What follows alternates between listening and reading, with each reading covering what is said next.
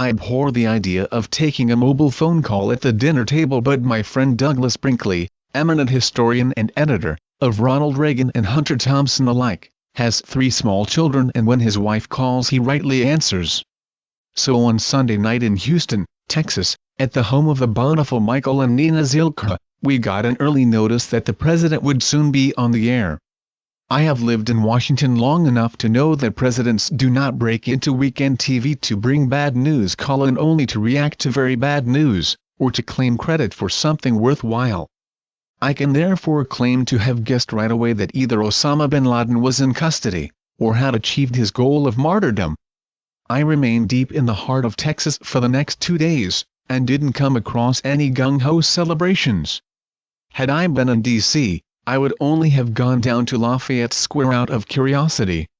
On screen, the event had a college Republican look to it. The only placard waved "Red Bush Cheney 2004 feet." The most striking thing was the age of the participants. Most must have been in high school a decade ago. Perhaps the national disease of amnesia isn't as prevalent as some people believe. It used to madden me, back in 2001, when craven commentators were so fond of saying that even if bin Laden was killed, many more jihadists would spring up in his place. This weak fatalism ignores many things, not least the effect of jihad in recruiting brave Americans to the side of resistance. I know several people who immediately gave up a great deal to join the armed services. Matt Pottinger, for example, finished watching the obscene video of the butchering of Daniel Pearl and left his job at the Wall Street Journal to join the Marines. He later helped sponsor an all-female unit within the Corps, trained to work with Afghan women. He was radicalized. This process is not a one-way street. Look at the caliber and humor and bravery of the SEALs, and ask yourself if the sadistic riffraff of the suicide-murder faction have anything to compare with them. Did we torture our way into bin Laden's lair? The answer seems to be no.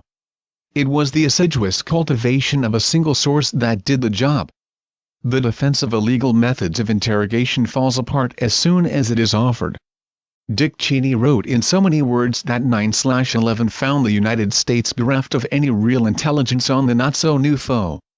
Thus, torture is a prima facie admission of failure, coupled with an attempt to make up the deficit by strong-arm tactics.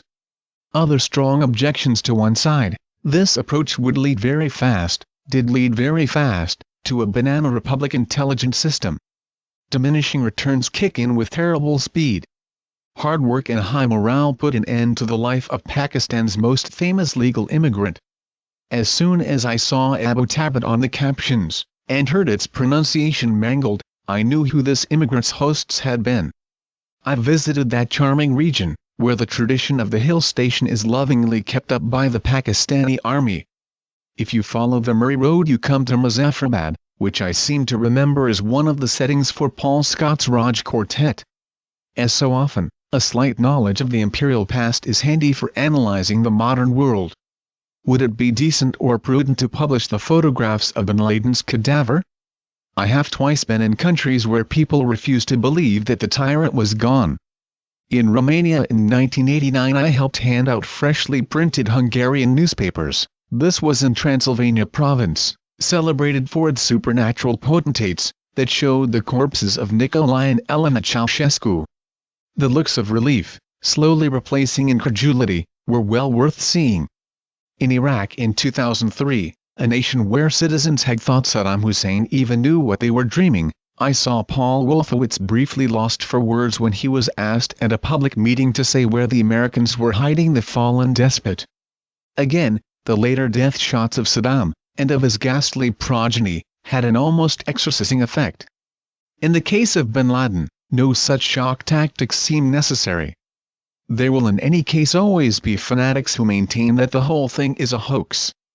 Some jihadist websites are already saying so. Let them by all means persist with this delusion too.